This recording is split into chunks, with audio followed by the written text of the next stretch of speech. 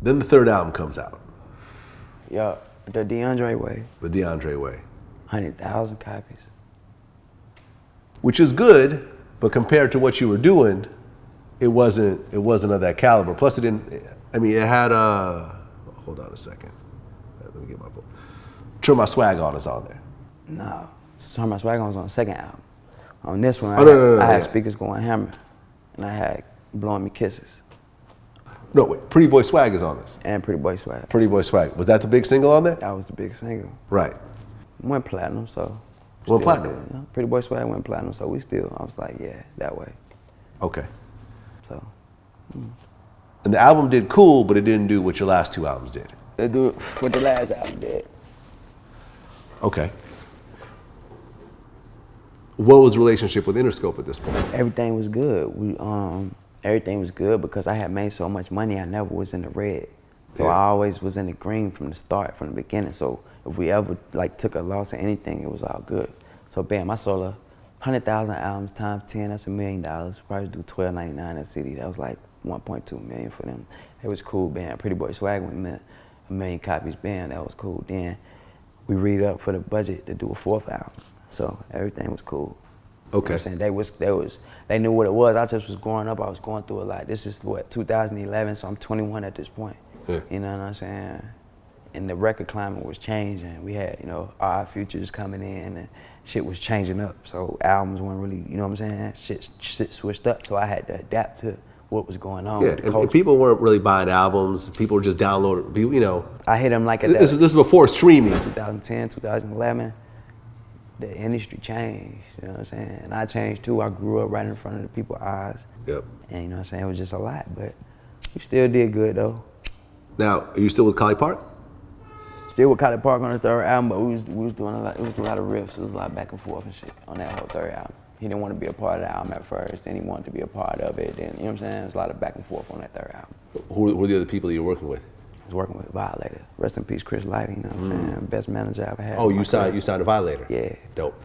Best manager I ever had in my career. Rest in peace. Rest in peace. I miss him. Think about him every day.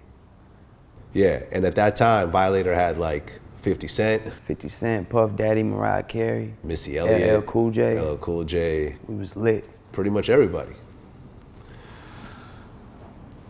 So the album comes out, it does what it does, and then after that, you end up splitting with Interscope? I split with Interscope after my third album. After their album. Why? Well, Chris Lighty died, rest in peace. So he was over my project. So going into my third album, they did what they did. We read up to negotiate for the fourth album. We went in the middle of negotiation, they confirmed the budget.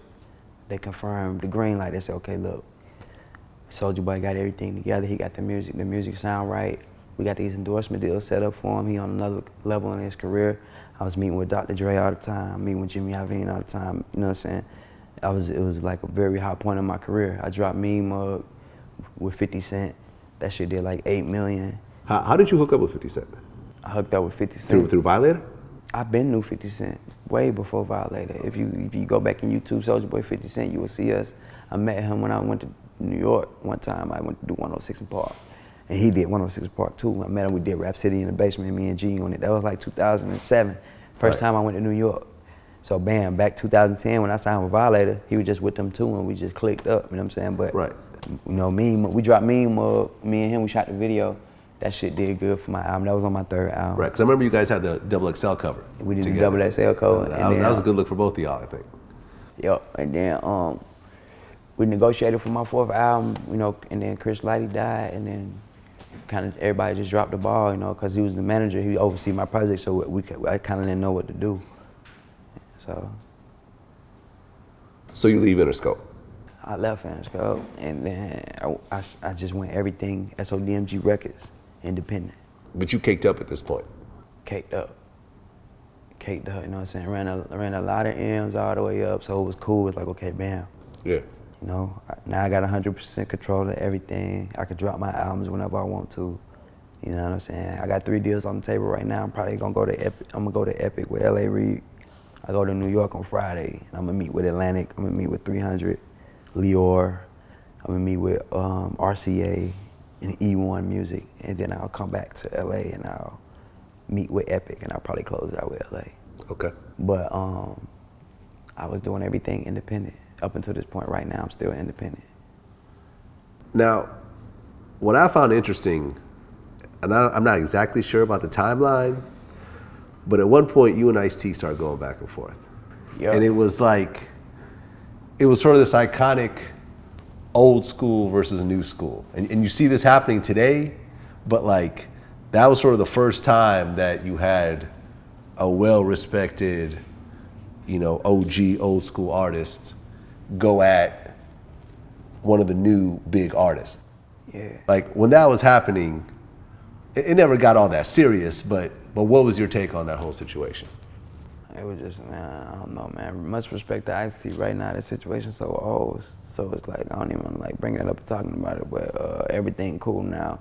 I was 17, I don't know, he made a mixtape or something, said, Soulja, well, you suck or something, you kill hip hop and da da da da. So I was just like, man, you just old ass nigga, man. Fuck you, nigga, whatever. I'm 17, nigga, with $1 million. You like 40 something, nigga, talking about me. You don't even know me, nigga. I'm from Atlanta, nigga. I'm really from the hood, nigga. Fuck you talking about. You know what I'm saying? Like, you trying to discredit me, nigga. You don't know me, nigga. You know what I'm saying? But goddamn, on the YouTube, if you YouTube the YouTube, I was 17, so it was more funny and shit. Now I'm 26 now. You know what I'm saying? Nigga disrespect me now, slap the shit out of a nigga. I don't give a fuck who it is. You know what I'm saying? But now, back then I was 17, so I was just like, man, you should be. I told him, I've laughed about it. I was like, you an old ass nigga. Then I got serious and I was like, bro, you should be ashamed of yourself, my nigga. You like 40 something years old and you talking about eat a dick. I'm 17 years old, nigga. My little sister, I got little sisters and little brothers and shit that heard that shit. They look up to me, nigga. You know what I'm saying? It's like, bro, you got me fucked up. I'm just doing what I gotta do to get out the hood to feed my family, nigga. You know what I'm saying? You talking about I can't rap, I kill hip hop, I did this, I did that. What the fuck is you talking about right now, nigga? I made a dance for the kids that was fun. You know what I'm saying? That shit got 150 million views on YouTube, my nigga. You ain't got no video that ain't got nothing near none of that. You know what I'm saying? I feel you an OG Vietnam, but he know what the fuck he was talking about, basically. You know what I'm saying? And then I was just like, bro, you should be ashamed of yourself, my nigga. You tripping, bro. And then after that, he was like, well, you might be right, I don't know. Then the shit got squashed. You know what I'm saying? Well, here's what's funny about that situation, and here's sort of my connection to all this. I was on an episode of the Boondocks. Yeah. And that episode was exactly about y'all two. Yeah, they made like a parody of me or some shit. They made a parody, and it was Thugnificent. And Sergeant Gutter. And Sergeant Gutter. And you were Sergeant Gutter. Yeah.